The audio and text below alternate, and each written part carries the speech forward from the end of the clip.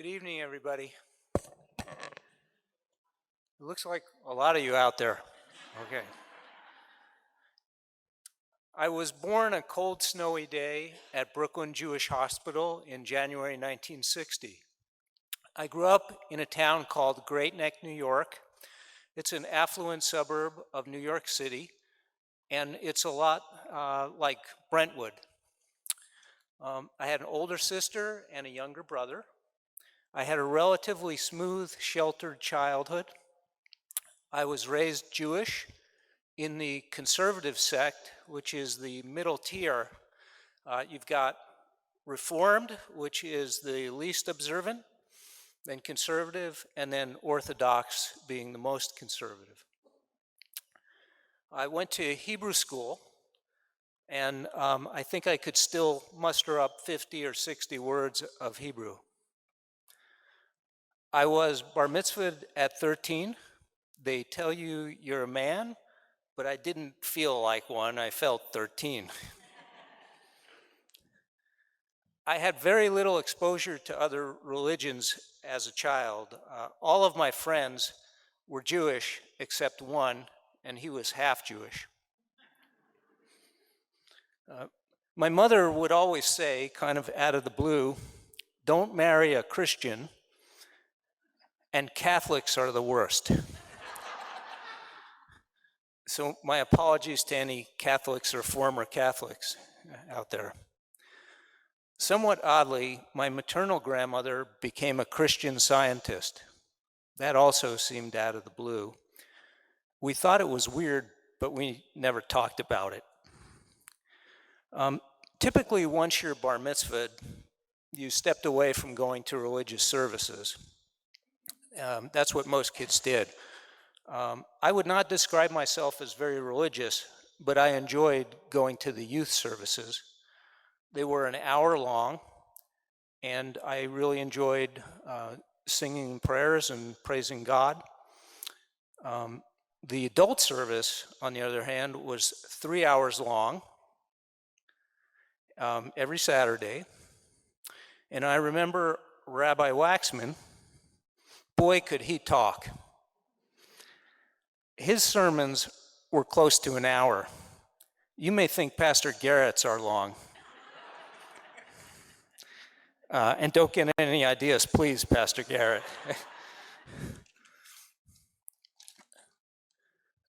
Later in my teens, I started to watch the news, and I learned about religious wars and conflicts such as the Catholics and Protestants in Northern Ireland, the Israel and the Arab nations. And then in history in school, things like the Spanish Inquisition and the Crusades.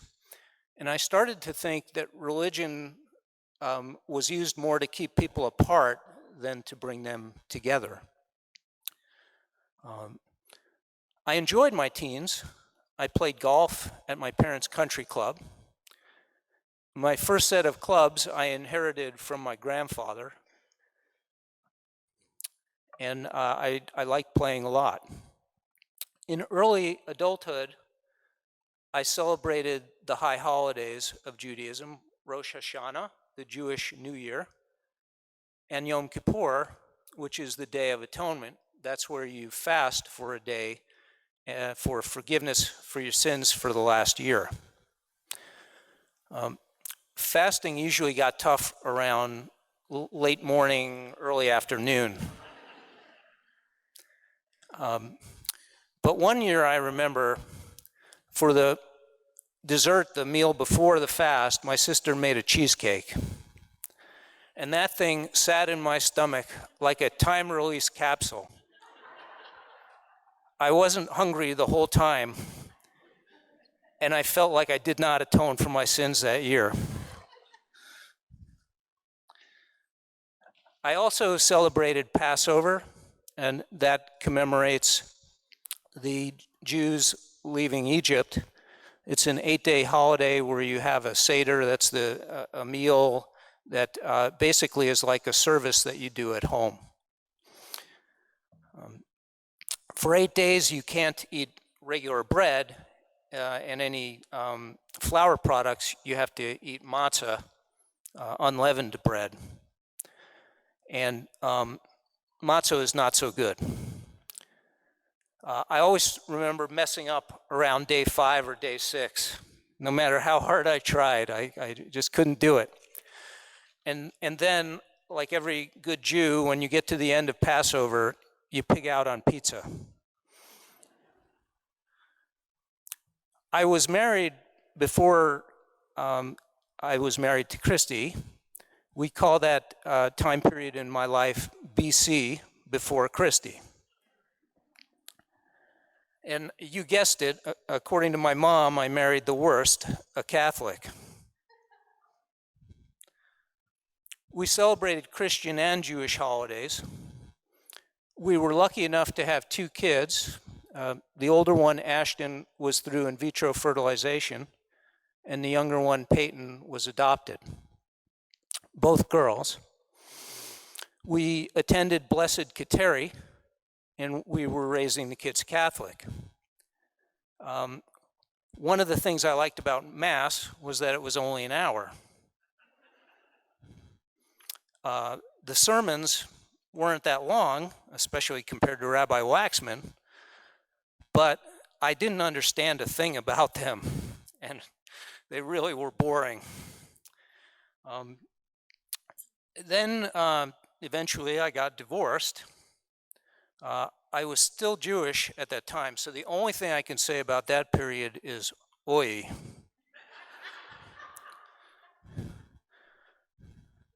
For a while, probably the whole first year after being separated, I ate horribly. And the next thing I knew, I had gallstones and got pancreatitis. If you don't know what pancreatitis is, you don't want it. I spent 20 days in the hospital, and fortunately, I came out of that very well. After the divorce was final, I finally started to date again. My heart wasn't in it until July of 2009, August of 2009, when I met Christy. She was honest, smart, pretty, and perhaps most important, fiscally responsible. Jackpot, I thought.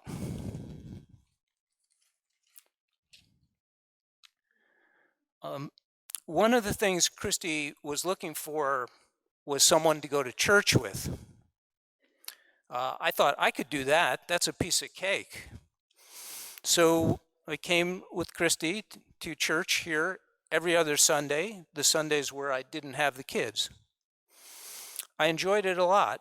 I thought Pastor Joe gave very interesting sermons. I understood them, and again, way better and way shorter than Rabbi Waxman. The bar wasn't very high, but Pastor Joe's sermons were very good.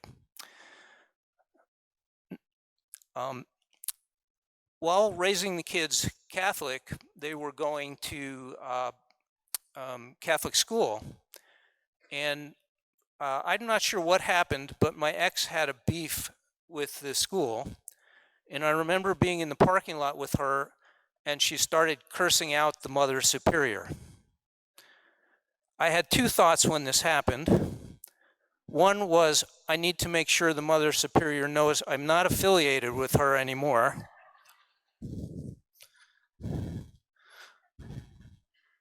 And the other one was that I'm not Catholic, but I'm pretty sure cursing out the Mother Superior is bad karma.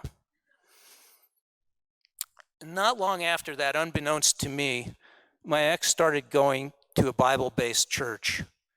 And my oldest did a full immersion baptism, which I attended. Now, fast forward about 7 or 8 years, my youngest, Peyton, was in her teens, and this was a tough period. She had become more and more challenging to raise. Before the first semester ended in high school, she cut more classes than I could count, and I'm good at math. So we put her in a private school in Pasadena where they taught one-on-one. This is a small school, about the size of a small office, like where there are 5 or 6 offices, which were classrooms. And I thought, if she doesn't go to class, the teacher can come look for her. And where could she hide? Well, unfortunately, Peyton was very clever and adventuresome, and that is a bad combination. Christy and I set the bar very low for her. She just had to graduate high school with some semblance of grades, no tattoos, no piercings, not hooked on drugs, not hooked on alcohol, not have a horrible disease, and not be pregnant. And so for 3 years, Christy and I drove her to Pasadena from Valencia, drove her to Studio City for speech language pathology, drove her to a horse ranch where she volunteered in Sunland, and she would teach kids with autism how to ride horses. That she enjoyed a lot. In early 2020, she enrolled in COC, and we thought, oh, maybe we were doing things right. This looks good. Well, the pandemic hit and school went online. That was not good for her. She really checked out of school, basically. She became more and more difficult. She moved out of the house and lived with her boyfriend. Now that was a long story, a very strange thing, but I can't get into that. Otherwise, I'll be like Rabbi Waxman. She became very emotional, erratic. We concluded she was on drugs. I prayed for help. Things really seemed out of control. My understanding was I was supposed to tell her, not enable her, and tell her I can't have a relationship with you, but I couldn't say that to my daughter. But I still needed to get her into therapy. So I went to the dinner not knowing the exact words I would say to her.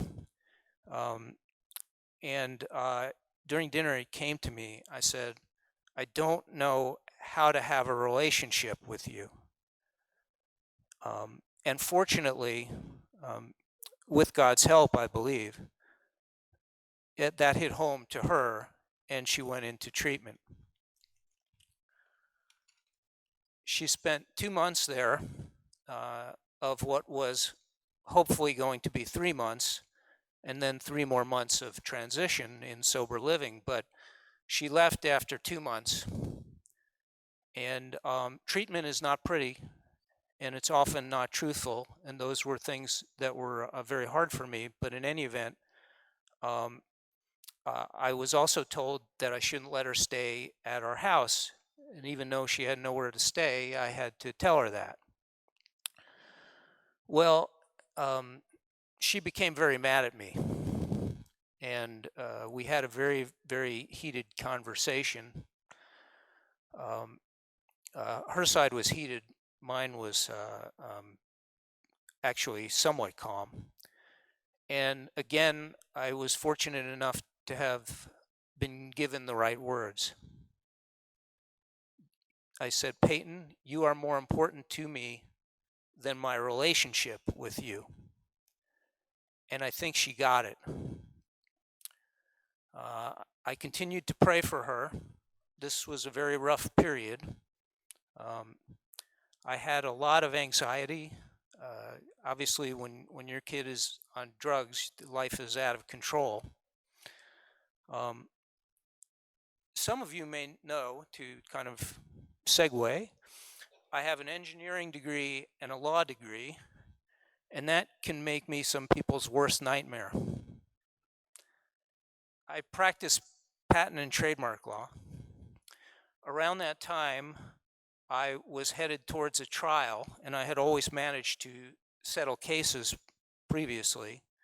And so this was a big deal for me, and I was also ridden with anxiety for that. the period leading up to the trial was very difficult, in part because of Peyton and in part because of my anxiety. And I found a Bible verse from Philippians that some of you may be familiar with, Philippians 4, verses 6 through 7. Be anxious for nothing, but in everything by prayer and supplication, with thanksgiving, let your requests be made known to God. And the peace of God, which surpasses all understanding, will guard your hearts and minds through Christ Jesus.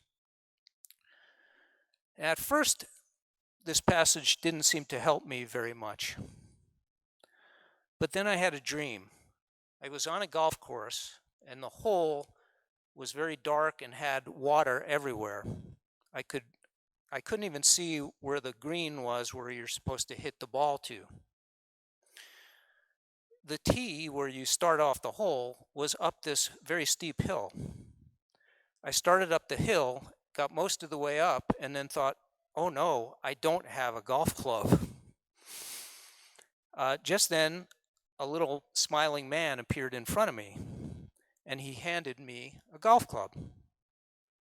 I asked him, are you a younger version of me? He shook his head no and smiled even bigger. Then I realized I didn't have any golf balls, and 2 golf balls magically appeared. And I thought, maybe trial won't be so bad after all. Then I woke up. I realized the golf club looked like my grandfather's old golf club, and I had saved that. It was in my garage, so I went there and got it, and I used it to give me strength. I thought the man in the dream was an angel, but then I realized it must have been my grandfather. And then I thought, maybe both, an angel and my grandfather. But in any event, from this I concluded I have the tools to get through trial. And from that time on, it was much easier to handle.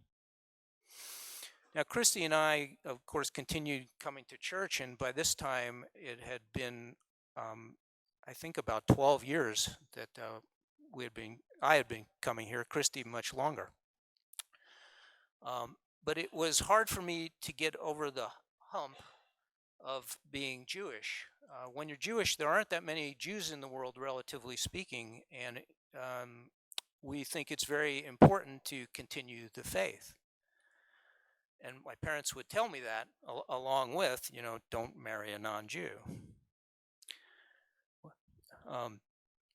But I really wanted to belong, and I really started to believe, and one of the things that made me start to believe was how praying had helped me handle Peyton's addiction. I had some trouble, though, having an engineering degree and being logical, was that the math involved in Christianity. First, there's the Holy Trinity, which is one, God, but there are 3, but it's just one. So that math is a little hard for me. And then there's Jesus's last 7 words. Well, I counted those. There are 50 words.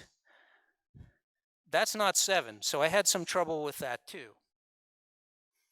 And then I thought, okay, Judaism and Christianity, they have a lot of overlap. And I thought, well, yes, the Old Testament is about 75% of the Bible.